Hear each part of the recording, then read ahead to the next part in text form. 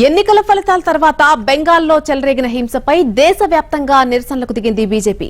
CM Mamata బెనర్జీకి వ్యతిరేకంగా నినాదాలు చేస్తున్నారు. బీజేపీ కార్యకర్తలపై దాడులు చేస్తున్నారని ఆగ్రహం వ్యక్తం చేశారు. బెంగాల్లో నిర్వహించిన నిరసనలో పాల్గొన్నారు పార్టీ జాతీయ అధ్యక్షుడు జేపీ నడ్డా.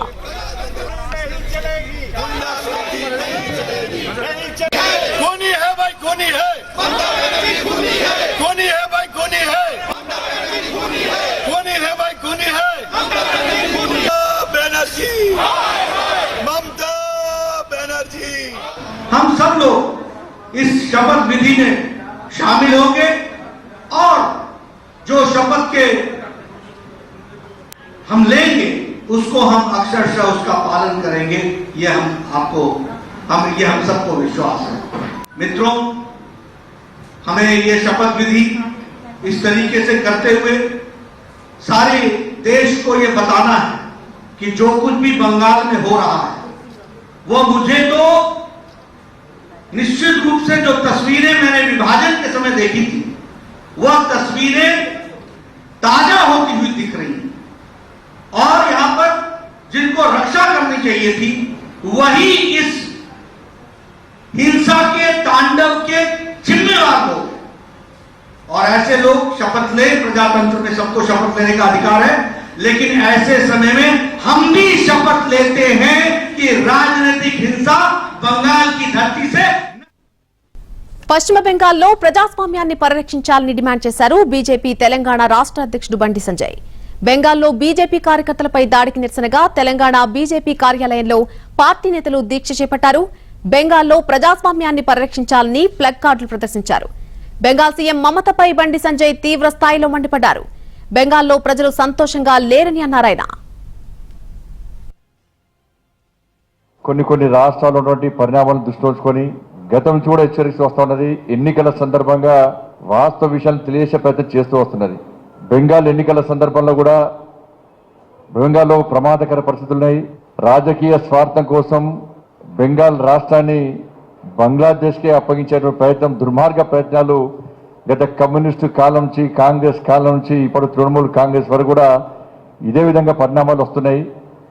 కానీ బెంగాల్లో ప్రజాస్వామ్యం రక్షించుకోవాలి అని చెప్పి ఒక ఆలోచనతో భారతీయ జనతా పార్టీ ఎన్నికల ప్రచారం చేయడం జరిగింది. గతంలో కేవలం 3 సీట్ల భారతీయ జనతా పార్టీకి, ఈరోజు 77 స్థానాల్లో భారతీయ జనతా పార్టీ గెలిచింది. ఎన్నికలు వస్తుంటే పోతుంటాయి. ప్రజాస్వామ్యబద్ధంగా వ్యవహరించినటువంటి ఎన్నికైన ప్రభుత్వం ప్రజాస్వామ్యానికి భిన్నంగా ప్రజాస్వామ్యాన్ని కూని చేస్తూ రాజకీయ స్వార్థం కోసం, రాజకీయ లబ్ధి కోసం రాష్ట్రాన్నే తాకట్టు పెట్టినటువంటి దుర్మార్గ పరిస్థితి వచ్చినట్టే ఇంతకంటే మూర్ఖత్వం ఇంకోటి కాదు. అటు ఏపీలోనూ బెంగాల్లో జరిగిన హింసపై నిరసనకు దిగారు బీజేపీ ఏపీ అధ్యక్షుడు సోము వీర్రాజు. టీఎంసీ కార్యకర్తల తీరుపై మండిపడ్డారాయన.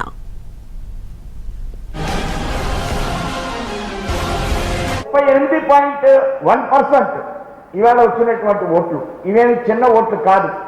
ఈవేళ మేజర్ ప్రతిపక్షంగా రాష్ట్రంలో ప్రయత్నం చేస్తారు. రాబోయేటువంటి రోజుల్లో ఆవిడ అరాచకాల్ని తీవ్రంగా ఎదుర్కొనేటువంటి పరిస్థితి ఉంటుంది.